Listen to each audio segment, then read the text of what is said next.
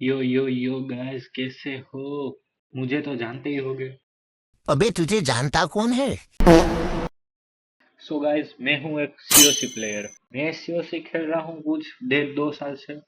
तो मैंने सोचा कि मैं कुछ अपना सीओसी का नॉलेज आपके साथ भी शेयर करूँ। क्या बोला?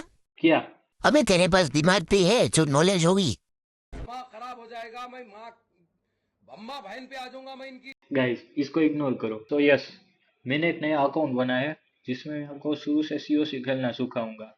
और मैं आपको कुछ टिप्स एंड ट्रिक्स भी दूंगा।